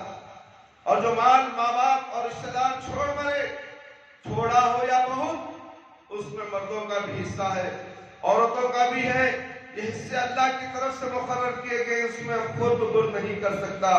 اس حصے میں اپنی مرضی نہ بھائی مرنے کے بعد، ماں باپ کے بعد بھائی اپنے بہنوں کا حصہ دبا سکتا ہے، اس میں خود کر سکتا ہے، وعدہ دینے کا بعد میں دے دوں گا، اب مجھے ضرورت ہے، بعد میں دے گا، کیا گارنٹی؟ بعد میں تو زندہ رہے گا، کیا گارنٹی؟ جو تیرے باپ کا حصہ ہے ورثے میں آیا اسی وقت دو، چھٹکارا حاصل کر لو، ورنہ گلے کا پھانسی کا پھندا تمہیں پڑ جائے گا، قیامت میں تم نہیں دے سکو گے۔ اس لیے ان کے حقوق اسی دنیا میں ادا کر دو، اسی دنیا میں ادا کر دو میرے بھائی، میرے دوست۔ اگر متفق کی صرف ایک بیٹی ہو اور بیٹا نہ ہو تو بھی بیٹی کو 2 حصہ ملے گا، اور اگر بیٹیاں 2 سے زائد ہو اور کوئی بیٹا نہ ہو تو ان سب کے لیے 3 حصہ ہے۔ اگر متفق اولاد میں بیٹے اور بیٹیاں دونوں شامل ہو تو تقسیم ترکے کے عمومی اصول کے مطابق بیٹیاں بیٹوں کی نسبت نصف حصہ پائیں گی۔ میرے بھائی، سورہ نساء 11 نمبر میں اللہ رب العالمین فرماتے ہیں تمہاری اولاد کے بارے میں تم کو ارشاد فرماتا ہے ایک لڑکے کا حصہ 2 لڑکیوں کے حصے کے برابر ہے، اور اگر اولاد میت صرف لڑکیاں ہی ہو 2 یا 2 سے زیادہ تو کل ترکے میں ان کا حق 2/3، اور اگر صرف ایک لڑکی ہو تو اس کا حصہ نصف ہوگا۔ اگر میت کی اولاد نہ ہو اور 1 سے زیادہ بہن بھائی نہ ہو تو نیز مرد ہونے کی صورت میں اس کی بیوی زندہ نہ ہو، عورت ہونے کی صورت میں اس کا شوہر زندہ نہ ہو، متوفی کا باپ پہلے فوت ہو چکا ہو تو اس صورت میں ماں کا ترکہ 1/3 حصے کی حقدار ٹھہرے گی۔ اگر متوفی کی کوئی اولاد نہ ہو تو بہن بھائیوں میں سے کوئی زندہ، اور متوفی مرد کا باپ اور بیوی دونوں زندہ ہو تو ایسی صورت میں مال کا ترکہ کہ 1/4 حصے کی حق ادا ہوگی۔ اگر میت کی اولاد موجود ہو یا اس سے زیادہ بہن بھائی موجود ہو تو یا متوفی عورت کا شوہر زندہ ہو تو ایسی صورت میں مال کا ترکے کے 1/6 حصے کی حق اداری ہوگی۔ میرے بھائی، میرے دوست، اور میت کے ماں باپ کا یعنی دونوں میں سے ہر ایک کا ترکہ میں چھٹا حصہ ہے، بشرطیے کہ میت کی اولاد ہو، اور اگر اولاد نہ ہو اور صرف ماں باپ ہی اس کے وارث ہو تو 1/3 ماں کا حصہ، اور میت کے بھائی بھی ہو تو ان کا ماں کا چھٹا حصہ، اور تقسیم ترکہ میت کی وصیت کے تکمیل کے بعد جو اس نے کی ہو یا قرض کے ادائے ہونے کے بعد جو اس کے ذمہ ہو عمل میں آئے گی۔ تم کو معلوم نہیں کہ تمہارے باپ، دادا، دادوں، بیٹوں اور پوتوں میں سے فائدے کے لحاظ سے کون تم سے زیادہ قریب ہے۔ یہ حصے اللہ کے مقرر کیے ہوئے ہیں اور اللہ سب کو جاننے والا اور حکمت والا ہے۔ اس لیے جو حصے قرآن شریف میں موجود ہیں ترکے کے، جس حساب سے تقسیم کرنا ہے اسی طرح سے تقسیم کرو، اس لیے کہ اس میں خود بخود کرنے کی کوئی ضرورت نہیں ہے۔ انشاءاللہ اسی کے تعلق سے اور بھی بہت سی باتیں ہیں۔ عورت کی حیثیت اسلام میں اس کا مقام کیا تھا، دیگر مذاہب میں کیا تھا، ہم نے شروع سے آپ کے سامنے تقریباً 1 گھنٹے کا خطبہ پیش کیا، مگر بدنصیب لوگ ہیں کہ آخری وقت میں آتے ہیں نماز کو، سب مسجد بند ہو گئی، چلو تقویٰ مسجد میں نماز پڑھ لیں گے۔ بارے مسلمانوں، کیا بتاؤں میں، آپ لوگوں کو احساس ہونا چاہیے کہ جمعہ کتنی بڑی اہمیت ہے، یہ عید المومنین ہے، مگر تمہاری عید المومنین کو پیر کی جوتی سمجھتے ہو، پھر بھی بڑے مسلمان بن کر پھرتے ہو۔ اس مسجد میں 1:30 بجے اذان ہوتی ہے میرے بھائی، آپ لوگوں کی مصروفیت کی وجہ سے، کام و کاج کی وجہ سے، کالجوں کی وجہ سے، اساتذہ کے اصرار کرنے کی وجہ سے ہم نے اس کو تاخیر رکھا، اور پھر اس میں بھی اور بھی تاخیر، اور 10 منٹ بیان کے زیادہ ہو گئے تو واچ دیکھنا آتے ہی ابھی بیٹھے گے نہیں، واچ کو دیکھنا شروع کر دیتے، کیا حضرت ابھی بولنے کو نہیں، کب ختم کرتے اسے لوگ، ایک دوسرے سے پوچھا پوچھی بھی چلتی ہے، بیان سنتے نہیں، کیا بول رہی حضرت، کب ختم کر رہی ہو۔ کیا زمانہ آ گیا ہے، کیا مقام ہو گیا ہے مسلمانوں کا، دیکھو مسجد سے کس طرح بھاگنا چاہتے ہیں۔ یہ سب سے بڑی قیامت کی نشانیوں میں سے ایک بہت بڑی نشانی ہے، خود مسلمان اس کا زندہ جاوید نشان بن چکا ہے کہ جمعہ کے دن مسجد کو دیر آنا قیامت کی نشانی ہے، کہ نشانی مسلمان خود بن چکا ہے، دوسروں کو بولنے کی ضرورت نہیں، خود مسلمان کو مسجد جانے سے کتراتا ہے اس کا دل، اس کا دماغ، اس کا نفس، تو پھر نفس کے ساتھ جہاد تم کیسے کرو گے؟ کام و کاج چھوڑنا، مسجد کی طرف نکلنا جہاد کا ثواب ہے میرے بھائی۔ آج یوم الجمعہ زیادہ سے زیادہ درود شریف پڑھنے کا مقام، آج یوم الجمعہ قیامت کا دن ہے، جمعہ کے دن ہی قیامت آنے والی ہے، وہ قیامت کا بھی ڈر تمہیں نہیں ہے، کتنا سمجھائیں کتنا بولے، بھیک کی نماز پڑھنے کے لیے آتے ہو، نہ اللہ کا ڈر، جورو بچے سے بات کرنا، آٹو چلانا، گھومنا پھرنا، معلوم ہے 1:30 بجے ہے، معلوم ہے 1:30 بجے آ جا میرے بھائی مسلمان، نہیں تو نام نکال دے مسلمان سے تیرا، جو چاہے رکھ لے، اگر تو مسلمان ہے، نام نے اپنا مسلمان رکھا ہے، کیا تجھے نماز کی پابندی کی ضرورت نہیں، اسلامی شریعت کی پابندی کی ضرورت نہیں، تو اپنی منمانی سے زندگی گزارے گا؟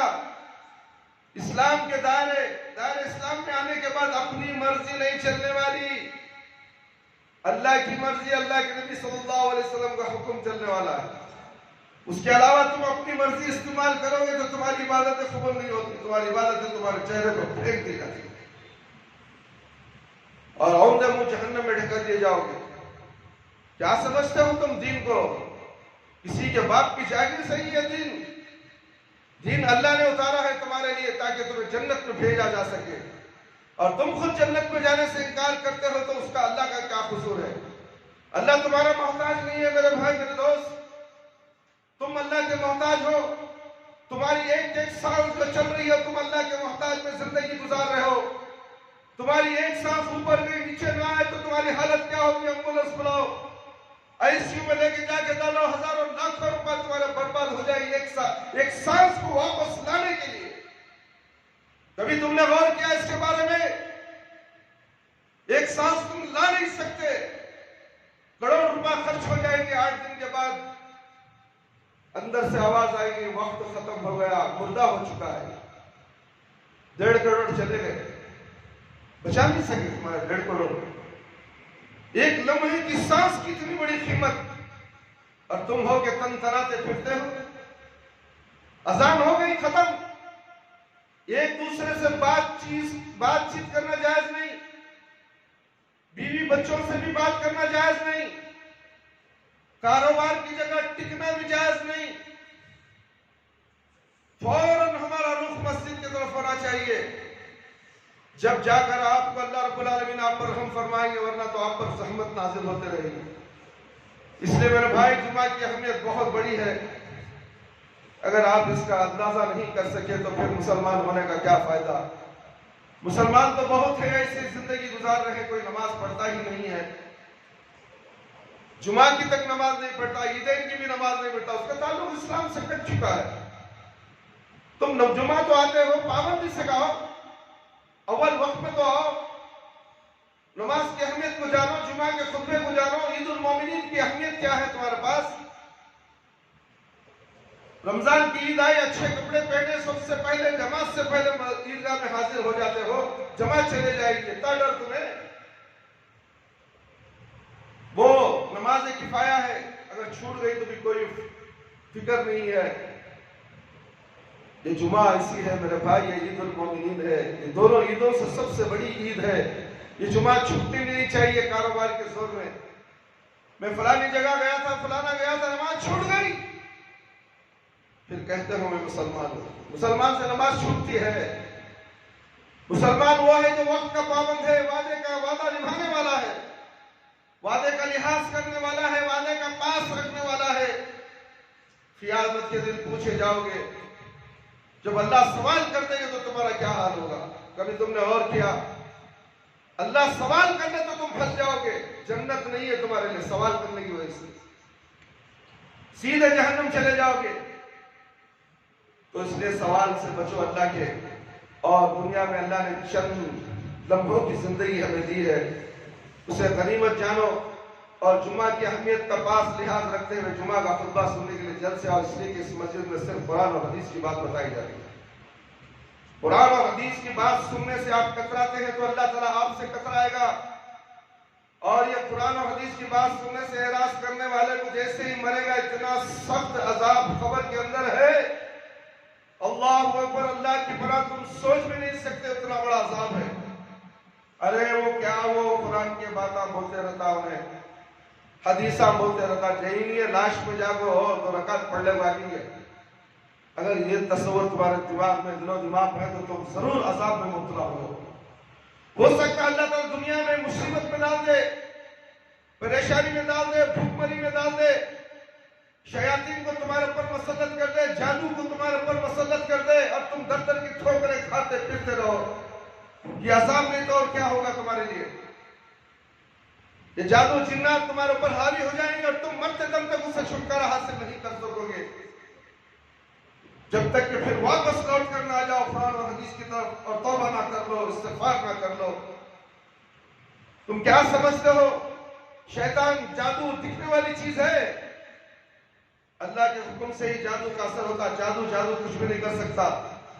جادوگر اگر جادو کرتا ہے تو اس میں اللہ کا حکم ہوتا ہے، ہو جائے تو ہو جاتی ہے، چاہے وہ کالا جادو ہو یا پیلا جادو ہو یا لال جادو ہو، بنگالی جادو ہو یا کلکتہ کا جادو ہو، نہ جانے کہاں کہاں کا جادو ہو، حکم اللہ کا ہونا چاہیے۔ اللہ دیکھتا ہے یہ نافرمان ہے، حکم دیتا ہو جائے اسے، اذیت پہنچاؤ۔ اللہ کے حکم سے اذیت آ جاتی ہے، اور سب سے پہلے باپ کی نافرمانی کی وجہ سے بیٹی کے اوپر عذاب آتا ہے، بیٹے کے اوپر عذاب آتا ہے۔ بیٹا دیکھتا ہے بچے کو جن پکڑ لیا، بیٹی کو جن پکڑ لیا، روتا ہے، در در کی ٹھوکریں کھاتا ہے۔ کرتوت کس کی وجہ سے؟ عذاب بچی کو، تڑپ کون رہا ہے؟ ماں باپ تڑپ رہے ہیں۔ یہ نظام ہے اللہ رب العالمین کا تمہیں آزمانے کا، امتحان کر دینے کا۔ تمہاری اولاد تمہارے سے بگڑ جائے گی، تمہاری اولاد ناہنجر ہو جائے گی، تمہیں ستائے گی، تمہیں پریشان کرے گی، اور تمہیں اس کا پتہ نہیں چلتا۔ پہلے اس وقت اپنا جائزہ لینا چاہیے، کہیں ہمارے سے کوئی غلطیاں تو نہیں ہو رہی، کہیں میں اللہ کی نافرمان تو نہیں ہوں۔ پھر اگر وہ سوچ کر وہ نشاندہی کر لے، پھر توبہ کر لے، انشاءاللہ اللہ معاف کر دے گا، پھر وہ جادو ضائع ہو جائے گی۔ ورنہ سر پٹک لو جادو ضائع نہیں ہوتی. گندگی گندگی سے پاک نہیں ہوتی. گندگی کو پاک سے پاک پانی سے دھویا جاتا ہے. اسی طرح شیطانی عملیات کو قرآن سے دھویا جاتا ہے. قرآن کے علاج سے پاک کیا جاتا ہے. تم لاکھ بھی تعویذیں پلیتے ڈال لو اور پریشانی اور پریشانی اور پریشانی میں مبتلا ہوتے رہو گے.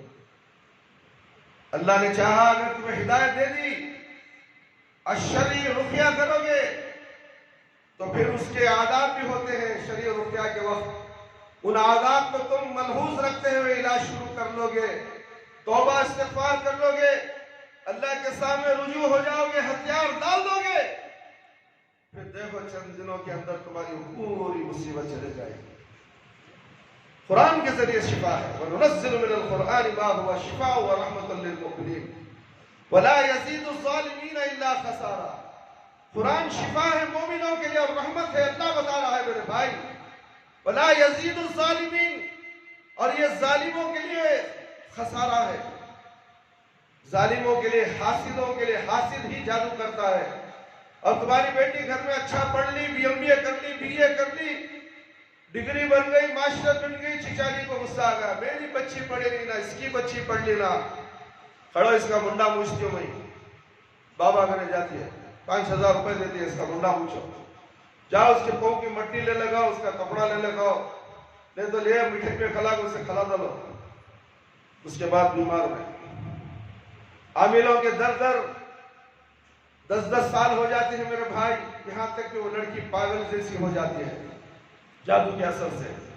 یہ حسد ہے. حسد ہمارے درمیان میں ہمارے رشتہ داروں میں ہمارے بیچ میں کون حسد خور ہے ہمیں نہیں معلوم. حاسد ہوتے ہیں حسد کرنے والے ہوتے ہیں. اسی لیے معوذتین پڑھو سورہ فاتحہ کا ورد کرو درود شریف پڑھو اور اپنے آپ پر دم کرو. قل واللہ احد کا سورہ پڑھو قل اعوذ برب الفلق پڑھو قل رب الناس پڑھو اور ہر وقت دم کر لیا کرو. یہ علاج خود اپنی طرف سے کر لیا کرو. اللہ تعالیٰ تمہیں حفاظت فرمائے. تعویذ حفاظت کرنے والی چیز نہیں. تعویذ کا معنی پڑھنا ہے. قرآن کو پڑھنے کا نام تعویذ ہے لٹکانے کا نام نہیں. قرآن کے اندر تعویذ میں قرآن لکھا ہوا تم اسے بیت الخلا لے جاتے ہو. ذرا سوچ کر دیکھو تمہیں کتنا گھنوانی کام تم کرتے ہو. شیطان کی پوجا تم کرتے ہو. شیطان خوش ہو جاتا ہے کہ تعویذ بیت الخلا میں لے جا کر بیٹھے قرآن کو بیت الخلا میں لے جا کر بیٹھے اس کی توہین کرتے ہو تم. تھوڑی دیر کے لیے تمہیں آرام ملتا ہے اس تعویذ کے ذریعے سے. 1 مہینہ 2 مہینے پھر وہی مصیبت پھر دوسری تعویذ بنانے کے لیے جانا. کیوں؟ پاور ختم ہو گیا. جن خود تمہارے دل میں وسوسے ڈالتا ہے اس کا پاور ہوگا اور ایک تعویذ بنا لے جا بابا کا. پھر ان سے آتا پہلے 5,000 اس کے بعد 10,000 پھر ذرا دن کے بعد 20,000 25,000 50,000 یہاں تک 1,80,000 تک بھی چلا جاتا ہے.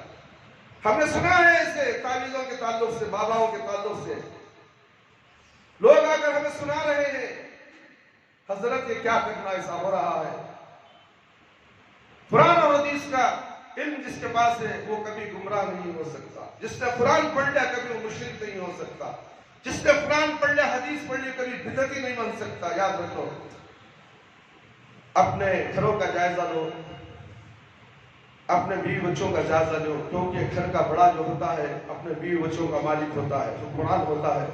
کل قیامت کے دن اللہ اس باپ سے پوچھے گا تیری بیوی اور بچوں کے تعلق سے تو اسلامی تعلیمات کہاں تک دیا تھا. اور کسی کمپنی کا مالک ہے تو اس کی رعایا جو ہوتی ہے کام کرنے والی اس کا ذمہ دار وہ ہے. اس کے تعلق سے انصاف کرو. اگر نہیں کرو گے تو قیامت کے دن اس مالک کو بھی پوچھا جائے گا. تو میرے بھائی یہ سب بہت سے باتیں ہیں قرآن اور حدیث کی باتیں آپ کے سامنے آپ کی اصلاح کے لیے آپ کو جہنم سے بچا کر جنت کی طرف لے جانے کے لیے کچھ کڑوی باتیں کچھ میٹھی باتیں کچھ صحیح احادیث کے تعلق سے اور قرآن کی آیتیں آپ کے سامنے بے دھڑک ہم پیش کرتے ہیں. ہمیں اللہ سے ڈر ہے کہیں ہم غلط چھپا کر دین کو چھپا کر پیش کر دیں گے. ہم موت ہے ہمارے لیے بھی موت ہے میرے بھائی. کل نفس ذائقۃ الموت. ہر انسان کو موت کا مزہ چکھنا ہے.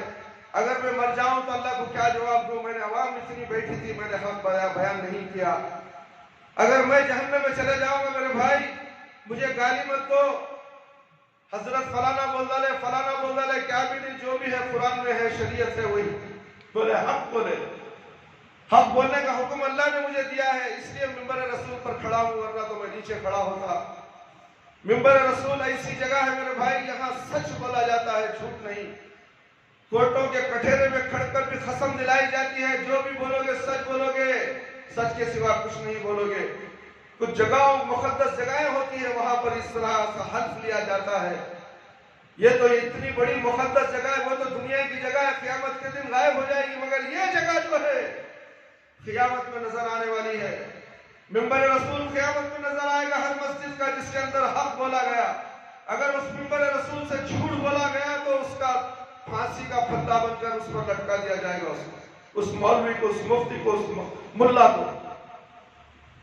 تو اس لیے ہمیں جہنم سے بچنے کے لیے ہم صحیح آپ کے سامنے پیش کرتی ہیں، اور بہت سی باتیں ہیں انشاءاللہ آئندہ جمعہ آپ کے سامنے پیش کیا جائے گا. اللہ رب العالمین سے دعا ہے کہ اللہ تعالی ہم سب کو ان تمام قرآن اور حدیث کی باتیں سن کر اس پر زیادہ سے زیادہ غور و فکر کرتے ہوئے عمل کرنے کی اللہ ہمیں توفیق عطا فرمائے. اللہ تعالیٰ میرے اور آپ کے کبیرہ صغیرہ جتنے بھی گناہ ہم لوگوں سے سرزد ہوتے ہیں، اللہ تو اپنے رحم و کرم سے ہم سب کی مغفرت فرما دے. اے اللہ قبر کے عذاب سے بچا لے، جہنم کی آگ سے بچا لے، قبر کے سوالات بالکل آسان فرما دے، قبر کی تاریکی کو روشن میں بدل دے، میدان حشر میں رسوائی سے بچا لے. اے اللہ ہمیں موت دے تو ایمان کی حالت میں موت دے. جب ہماری روح ہمارے جسم سے نکلے تو اللہ ہماری زبان پر کلمہ لا الہ الا اللہ محمد الرسول اللہ جاری رہے. میرے بھائی میرے دوست، اس مسجد کے ضروری اخراجات کے لیے آپ سے ادباً گزارش، ہم نماز سے سلام پھیرنے کے بعد کرتے ہیں مگر کوئی خاص خیال نہیں کرتا. میرے بھائی، 2 گیٹ کے لیے 10,000 کی ضرورت تھی، 2,000 روپے ایک جگہ سے جمع ہو چکے ہیں، اور آپ سے بھی ابداً گزارش کرتی ہے کہ آپ بھی تھوڑا سا رقم اسے عنایت فرمائے تو جمع کر ہمیں اس کو لوٹا دیں گے. اور اس سے پہلے کا عنوان تھا کہ یہاں 2x2 ٹائلز ڈلوانا ہے، 70x5 باس کی ضرورت ہے، اور اس میں 1,000 روپے صرف جمع ہوئے ہیں، وہ آپ کے سامنے میں پیش کر رہا ہوں. دیکھیں گے کب تک یہ دریا بھرتی ہے خطرہ. آپ کے دلوں میں اللہ تعالیٰ کیسے پیسے کی محبت ہٹا کر اللہ کے خرچ میں خرچ کرنے کی اور آخرت کی فکر آپ کے دلوں میں ڈالتا ہے. اور میں نے تو یہ بھی کہا ہے کہ آپ کے ساتھ آپ کے ہاتھ سے نہیں ہو رہا ہے تعاون کرنے، تو کسی تعاون کرنے والے کا سہارا لے کر آپ اس کے ذریعے سے اس کار خیر میں حصہ لے سکتے ہیں. اور اگر آپ اس حصہ لیں گے تو اس کا اجر و ثواب بھی اتنا ہی ملے گا جتنا وہ شخص خرچ کرے گا مسجد کے لیے. صرف آپ کی سفارش، آپ کے حقوق کھلانے کی ضرورت ہے، موبائل فون سے بٹن دبانے کی ضرورت ہے. کوئی مالدار آپ کا دوست ہے، سخی ہے، اللہ کی راہوں میں خرچ کرنے والا تلاش کرو، تلاش کر کر اس مسجد کے کار خیر میں حصہ لینے کی کوشش کرو. اور بھی بہت سے اخراجات ہیں، آپ ہی کے تعاون سے ان اخراجات کو پورا کیا جاتا ہے. اللہ تعالیٰ آپ کو اس کا اجر دنیا میں بھی دے گا، آخرت میں بھی دے گا، اور دنیا کی ہر مصیبت، ہر بلا سے، ہر پریشانی سے اللہ تعالیٰ آپ کو بچا کر رکھے گا. صدقہ بہت بڑا، صدقے کی نیت بڑی بہترین نیت سے ہی اللہ تعالیٰ آپ کے پریشانیاں دور ہو جاتے ہیں. جب صدقہ کرتے ہیں تو اللہ کا غضب ٹھنڈا ہو جاتا ہے. تمہارے کرتوتوں کی وجہ سے، تمہارے نافرمانیوں کی وجہ سے، تمہارے سستی اور نماز کی کاہلی کی وجہ سے اللہ تمہارے اوپر غضبناک رہتا ہے. جب تم صدقہ کرتے ہو نیک ارادے سے، اللہ تعالیٰ تمہارے اوپر رحم فرماتا ہے. ہو سکتا ہے اس صدقے کی وجہ سے آپ کو سیدھی راہ دکھا دے، صراط مستقیم پر چلا دے، نماز کا پابندی بنا دے، اور خاتمہ بالخیر فرمائے تمہارا. جب مرنا ہے تو مسلمان، پکے سچے مسلمان ہو کر مرو گے، ورنہ تو بے نمازی ہو کر تمہاری موت ہو جائے گی. اس لیے صدقہ زیادہ کیا کرو. جب بھی موقع آتا ہے وہ موقع کو ہاتھ سے جانے مت دو. ربنا تقبل منا انك انت السميع العليم وتب علينا انك انت التواب الرحيم. سبحان ربك رب العزة عما يصفون وسلام على المرسلين والحمد لله رب العالمين. يا حي يا قيوم برحمتك